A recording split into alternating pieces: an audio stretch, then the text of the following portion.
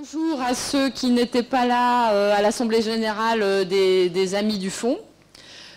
J'ai donc le plaisir d'introduire cette matinée qui est extrêmement importante dans la vie du Fonds français Alimentation et Santé, puisqu'il s'agit de remettre, de faire appel aux lauréats de l'appel d'offres qui avait eu lieu à l'automne, qui a été jugé à la fin de l'année.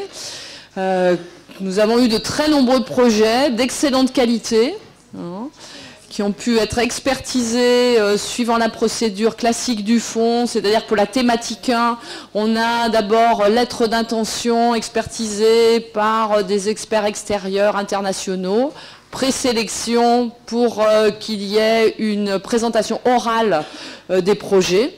Et donc une sélection qui est extrêmement sévère, mais effectivement, compte tenu des montants très conséquents attribués, il est logique que cette sélection soit extrêmement rigoureuse. Et je pense qu'on a la grande chance d'avoir des experts étrangers qui s'impliquent beaucoup, qui sont extrêmement intéressés par notre démarche, qui la trouvent très originale et qui même nous envient un peu d'avoir ça en France. Donc je pense que c'est une grande chance pour nous d'avoir ce fonds français et de permettre de récompenser des thématiques très originales et de façon très rigoureuse. Les autres thématiques sont aussi extrêmement importantes, ne font pas appel à une présentation orale et une sélection sur présentation orale, mais uniquement sur dossier. Là, on a été extrêmement impressionnés par la qualité des dossiers reçus, qui est, à notre avis, encore meilleur que ce qui avait été l'an dernier. Et donc, nous avons pu récompenser quand même un grand nombre de projets. Et ça va être extrêmement intéressant d'écouter les porteurs qui vont nous présenter leurs travaux.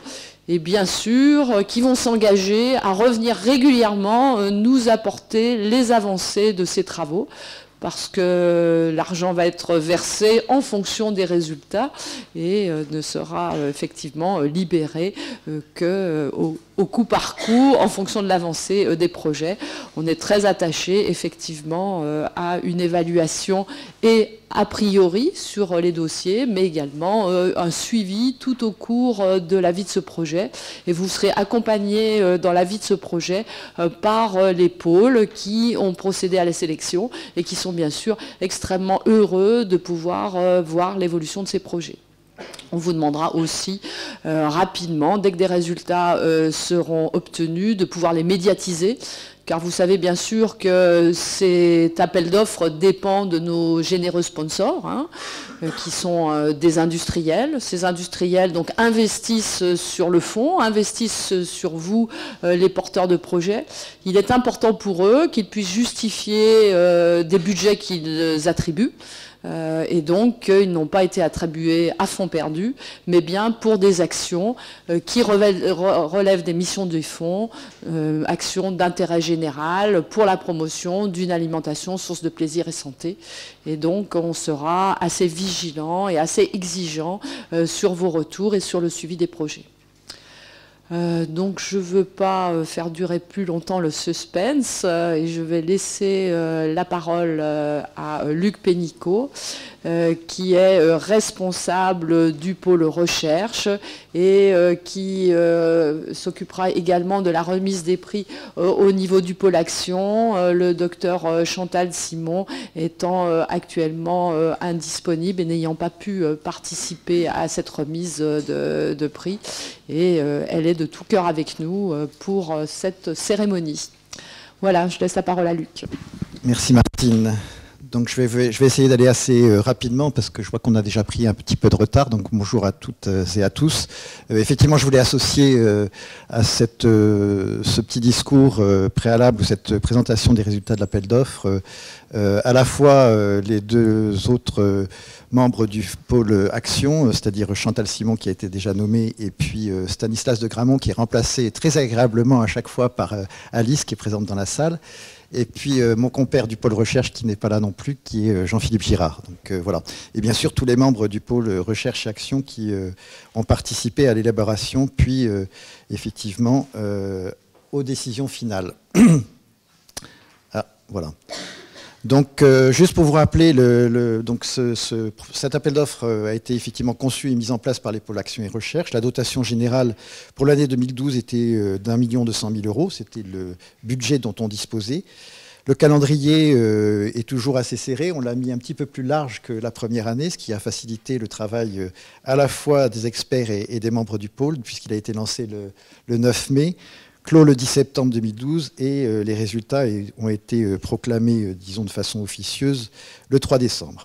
Donc il y avait 4 thématiques qui avaient été retenues par les membres des pôles cette année comme faisant partie de l'appel à projet. Je vous les rappelle rapidement. La thématique 1, qui est un peu la thématique phare du pôle, hein, du fonds, c'est l'expérimentation en conditions réelles. Les objectifs, effectivement, du fonds sur cette thématique, c'est d'essayer de soutenir des évaluations scientifiques rigoureuses appliquées à des interventions innovantes dans des conditions de vie réelles. Avec, effectivement, ce qui est important dans cet appel d'offres depuis les 2 ans qu'il court sur cette thématique, c'est d'avoir une évaluation des actions qui sont entreprises. Donc, dans le but de faire progresser les actions de santé publique. Des interventions innovantes, c'est-à-dire ce qu'on s'était fixé un petit peu comme objectifs principaux, c'est visant à améliorer les pratiques alimentaires individuelles ou collectives, s'appuyant sur une hypothèse scientifique rigoureuse, donc ça, on a été très prudent sur ces points-là, reposant sur des partenariats publics-privés et avec des acteurs communautaires si possible, et prenant en compte les disparités sociales, là aussi si possible, ce n'est pas toujours le cas dans les projets, mais on a porté une attention particulière sur ce point. Et enfin, favorisant une approche transdisciplinaire. Donc nous avons reçu 8 projets, un peu plus puisqu'il y en a 2 qui n'ont pas passé, enfin qui n'étaient pas éligibles, disons 10 projets, mais 8 projets éligibles. Donc nous avons retenu un seul projet qui vous sera présenté par Benjamin Cavalli, qui est évaluation d'une intervention destinée à améliorer les pratiques alimentaires des enfants de 0 à 3 ans, issus de familles précaires en France, le projet Malin. Donc ce projet a une durée de 3 ans et une dotation de 395 000 € sur les 3 ans. Je vais passer très vite là-dessus puisque Martine vous en a dit un mot. Je pense que ce qui fait l'importance et la spécificité de cet appel d'offres, c'est effectivement la sélection et les procédures de sélection. Je ne vais pas revenir sur la soumission, mais il y a effectivement une présélection des projets après examen des lettres d'intention par 2 experts étrangers en général. Et donc ensuite, il y a une présentation orale des projets sélectionnés, enfin présélectionnés. Et ça, c'est une partie qui nous a semblé extrêmement intéressante depuis 2 ans qu'on l'amène, puisque ça amène à une discussion franche et fructueuse, je dirais, entre le ou les porteurs de projets et le jury de sélection, dans lequel nous invitons aussi 3 experts étrangers pour qu'ils soient là et qu'ils posent les questions et qu'il y ait une certaine indépendance par rapport à des gens que nous pouvons connaître, nous, membres des pôles. La deuxième thématique de cette année, c'était co-construction avec les adolescents d'un projet promouvant une alimentation santé. Les objectifs, ils sont clairs, c'était mieux comprendre les comportements alimentaires des adolescents. Vous savez que c'est une période clé, effectivement, dans la détermination des comportements alimentaires futurs. Développer, bien sûr, les connaissances sur ces points-là et impliquer les adolescents dans une réflexion sur les enjeux de l'alimentation. Tout ceci, bien sûr, dans le but de favoriser une alimentation pour la santé à tous les âges de la vie, au moins ceux qui restent après l'adolescence.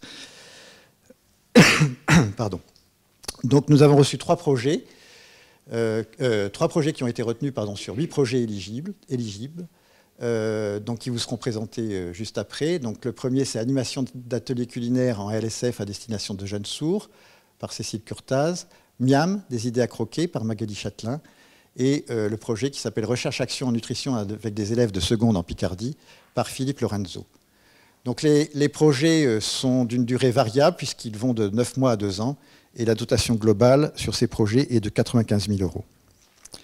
La thématique 3, compréhension et méthode d'étude des mécanismes du plaisir alimentaire, c'est la continuation de ce qu'on avait fait la première année, puisqu'on avait reçu pas mal de projets en première année et on avait émis sur certains quelques réserves et on avait aussi essayé de pousser les porteurs de projets, certains, à représenter leurs projets un petit peu modifiés en tenant compte des critiques qu'il y avait pu y avoir.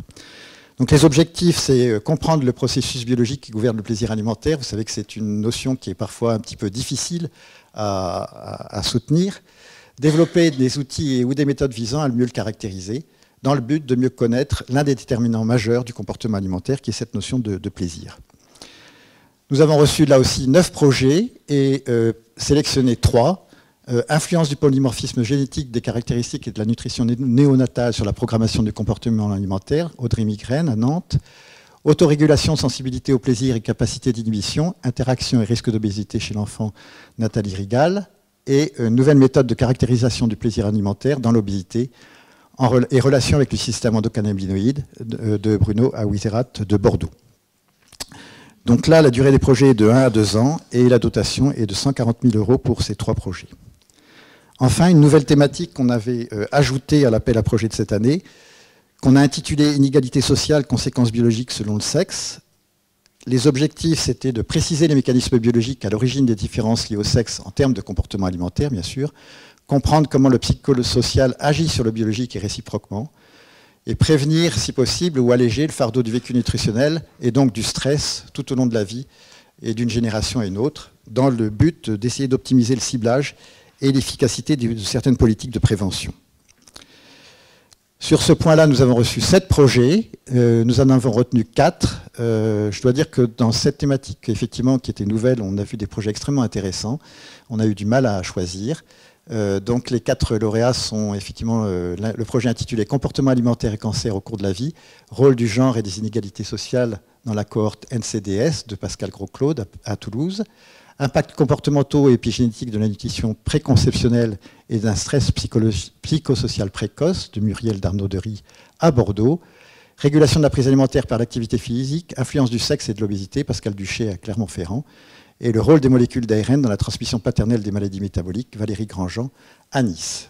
Donc la durée de ces projets, pour tous ces 4 projets, c'est 2 ans. Et le montant est assez conséquent puisque c'est 340 000 € pour ces 4 projets. Pour les thématiques 2 et 3 et 4, Martine vous l'a dit aussi, la procédure était un tout petit peu différente. Si vous avez des questions, on reviendra là-dessus. Je vais passer pour aller plus vite. Et donc, comme Martine vous l'a dit aussi, il y a pour chacun des projets, depuis le premier appel d'offres 2011, une mise en place d'un comité de suivi, transmission régulière de comptes rendus, rapports techniques, rapports financiers. Par exemple, nous avons, lors de l'audition des projets 2012 présélectionnés, réécouté le porteur de projet sélectionné dans la thématique 1 de l'année précédente pour voir comment évoluait le projet et éventuellement discuter avec lui et voir les améliorations à apporter ou les difficultés qu'il rencontrait. Donc ce qu'on va faire effectivement sur le pôle action et le pôle recherche pour la suite, et ce qu'on fait cet après-midi, par exemple, pour les autres projets sélectionnés en 2011. Voilà, je vous remercie. Bonjour à toutes et à tous. On va essayer de faire clair et synthétique. Tout d'abord, je souhaitais, au nom de tous les partenaires du projet, remercier très chaleureusement le soutien qu'a apporté le FAS au programme Malin.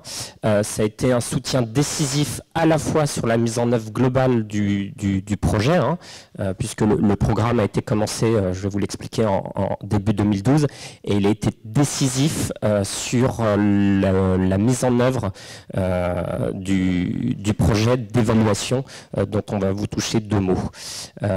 Donc j'aurai le plaisir de co-présenter avec Blandine qui fait partie de nos partenaires et qui travaille à l'INSERM.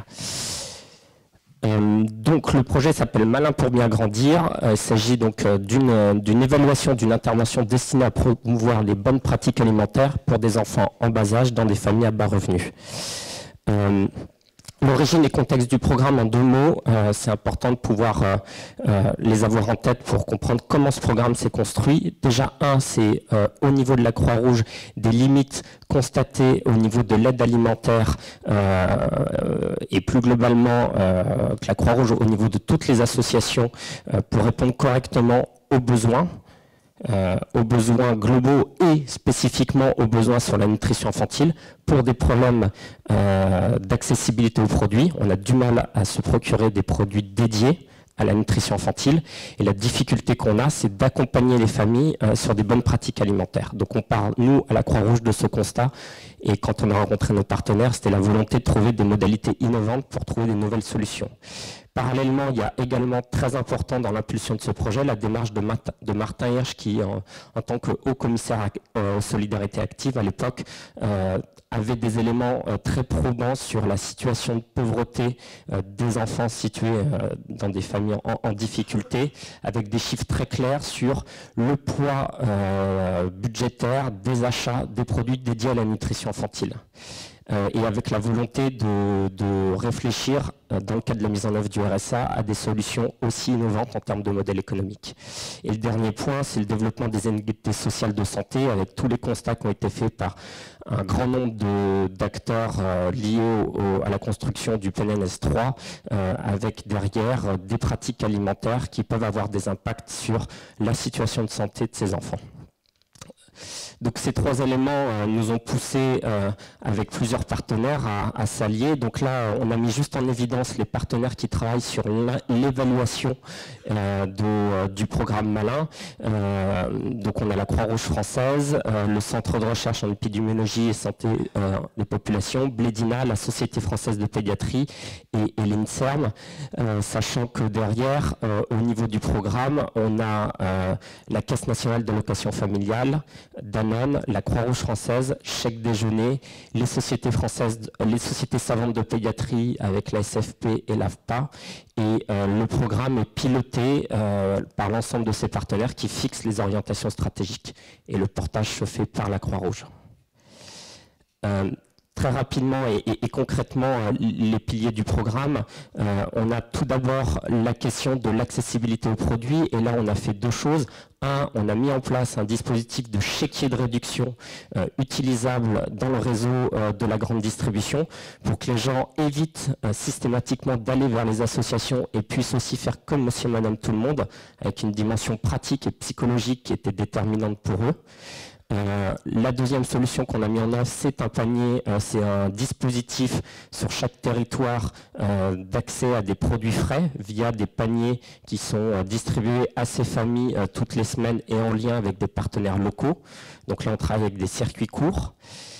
Deuxième pilier fondamental, l'accompagnement des familles. L'accessibilité est importante, mais certaines familles ont besoin d'être accompagnées sur des enjeux qui sont compliqués pour tout le monde, mais plus spécifiquement pour ces populations. Ça ne veut pas dire que tous les gens en difficulté ne savent pas s'occuper de leurs enfants et ne savent pas donner à manger, mais du fait de leur situation, ils se retrouvent en plus grande difficulté. Ça, c'est essentiel. Et ce qui était aussi très important, et ça fera une transition avec la présentation du projet d'évaluation, c'est bien entendu de se dire aujourd'hui, en France, on manque d'éléments clairs sur la situation nutritionnelle de ces enfants. On ne sait pas d'où on part précisément.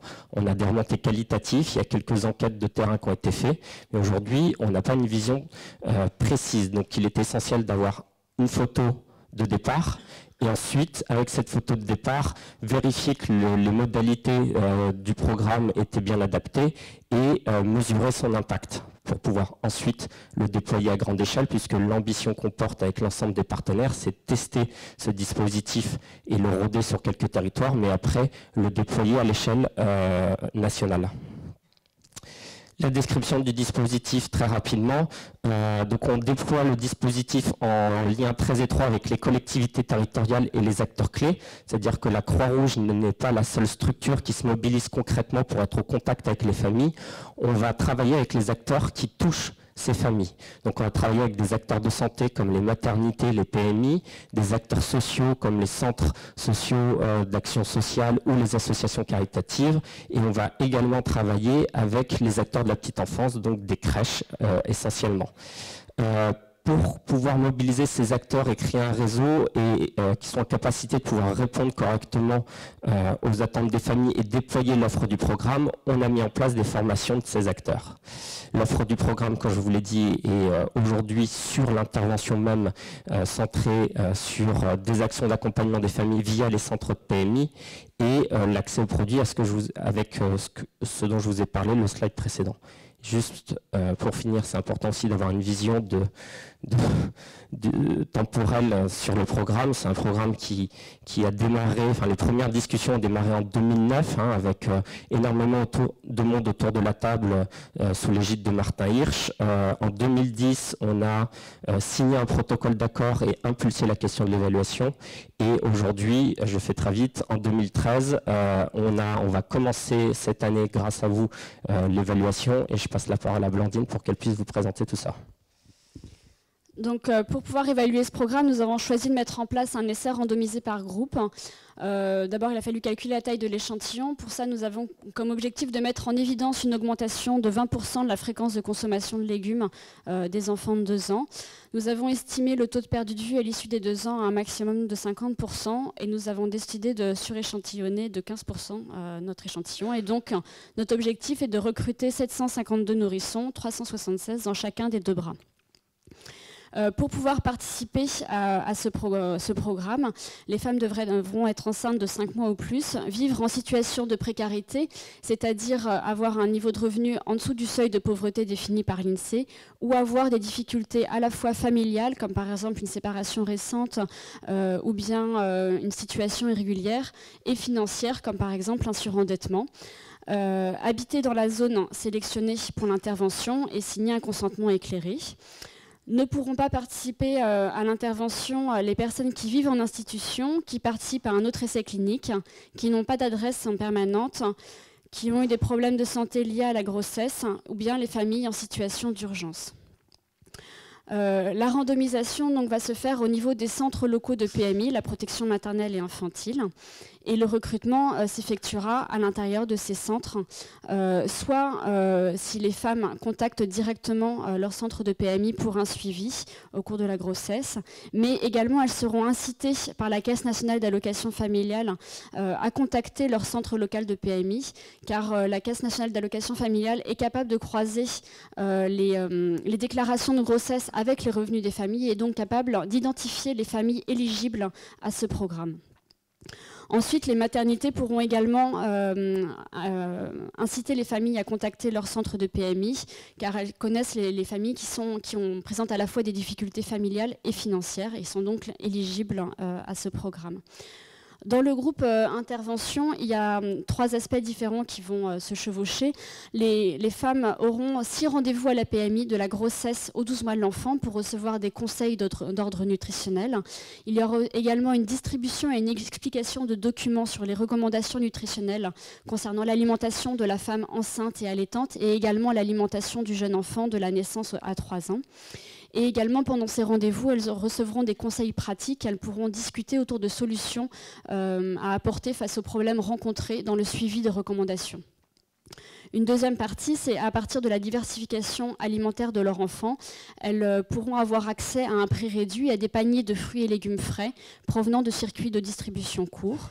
Et enfin, à partir des 6 mois de l'enfant, tous les 3 mois, elles recevront des bons de réduction utilisables en supermarché pour se procurer des produits d'alimentation infantile, comme le lait deuxième âge, les laits croissance et les petits pots. Dans le groupe témoin, les familles recevront les soins courants proposés dans le cadre du suivi en PMI et elles recevront également des lettres d'information sur la santé générale, avec en particulier un focus sur la santé dentaire, la protection solaire ou la sécurité domestique. Pour aider les familles et les récompenser de leur participation à l'essai, le rendu des questionnaires sera récompensé par des bons de réduction pour des couches. Toutes les données seront analysées en intention de traiter et la robustesse de nos résultats sera testée par une analyse de sensibilité sur la population qui aura bien respecté le protocole. Voici un bref descriptif des analyses qu'on compte faire. Tout d'abord, décrire les pratiques alimentaires dans la première année de vie dans ces familles en situation de précarité à partir du bras témoin de l'essai d'intervention. Il y aura une première évaluation de l'efficacité de l'intervention à 6 mois qui portera sur la durée d'allaitement, l'âge de la diversification alimentaire et l'âge d'introduction des aliments adultes. Une deuxième évaluation à 12 mois aura lieu. Elle portera sur la fréquence de consommation des légumes à 12 mois, la qualité globale de l'alimentation des enfants, leur corpulence à l'âge de 12 mois, mais également les arbitrages budgétaires du foyer. Enfin, nous étudierons les facteurs qui peuvent moduler l'efficacité de l'intervention, comme les caractéristiques sociodémographiques des familles ou leur taux de participation au programme. Et l'évaluation finale se fera à 24 mois, mais ne rentre pas dans le cadre du financement du Fonds français alimentation. Voilà, si vous avez des questions, je suis à votre disposition et je remercie le FAS de nous permettre de faire cette évaluation.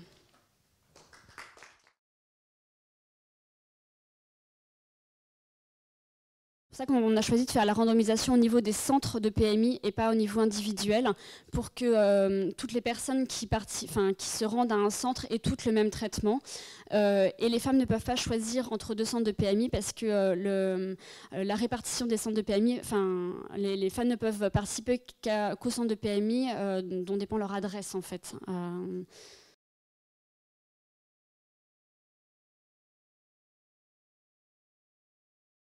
En fonction des produits, elle est de 30 à 40%.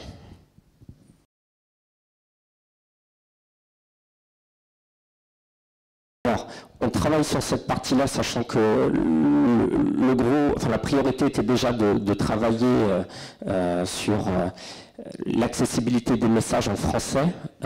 Et il est clair qu'aujourd'hui, avec les acteurs de terrain sur les sites pilotes, on travaille sur cette dimension barrière de la langue, qui passe par 2 choses. Un, par la formation des acteurs pour pouvoir eux-mêmes transmettre les messages directement, et également traduire en langue étrangère les documents de sensibilisation.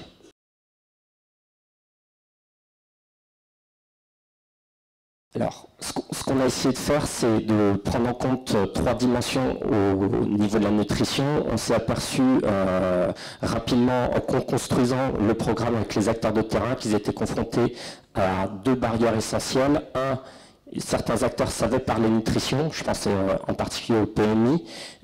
Ils étaient confrontés à la difficulté de parler nutrition dans des contextes de pauvreté, avec des vraies spécificités sur des contraintes budgétaires et sur la maîtrise du savoir-faire. Et 2, il y a la dimension socioculturelle. Donc dans le contenu, le levier fondamental pour nous, c'est pas d'arriver avec une logique descendante et des modalités d'action fixes, c'est plutôt de former les bénévoles pour qu'ensuite ils soient en mesure de faire émerger des actions. Mais il est clair qu'aujourd'hui, en France, il y a quand même des acteurs qui travaillent déjà de manière très pertinente sur ces sujets et qui sont légitimes pour le faire. Donc l'idée, c'est de pouvoir s'appuyer sur ces acteurs, sur leur savoir-faire et les aider à monter en compétences. Donc aujourd'hui, à part les outils de sensibilisation et sur l'intervention, la mobilisation de l'expertise de la PMI, notre objectif, c'est plutôt d'aider au développement d'actions plutôt que de venir calquer des actions qui seraient identiques sur le même territoire. Je ne sais pas si je suis très clair. Dans le cadre de l'évaluation elle-même du programme, le message sera délivré essentiellement par la PMI et avec des documents distribués qui auront été validés par l'ensemble du conseil scientifique du programme. Donc c'est vraiment les personnels de PMI qui délivreront le message. Et dans les paniers repas, il y avait des recettes qui étaient fournies pour savoir comment cuisiner ces légumes de façon facile, parce que ce n'est pas forcément des légumes connus par les familles.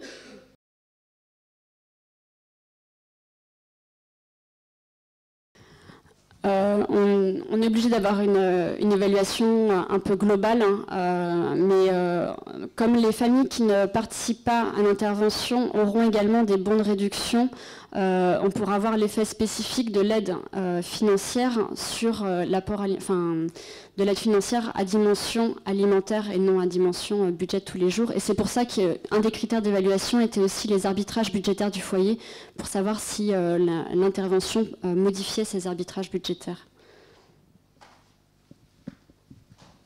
Pour continuer sur cette question, ce qui veut donc dire que le seul critère entre les deux sera l'éducation. Si tout le monde a accès à ces produits, donc le seul critère sera l'éducation. Tout le monde n'aura pas accès à ces produits. Il y aura les deux, à la fois le bras témoin et le bras contrôle, le bras intervention et le bras contrôle auront une aide financière, mais seul le bras intervention aura un accès à des paniers de fruits et légumes.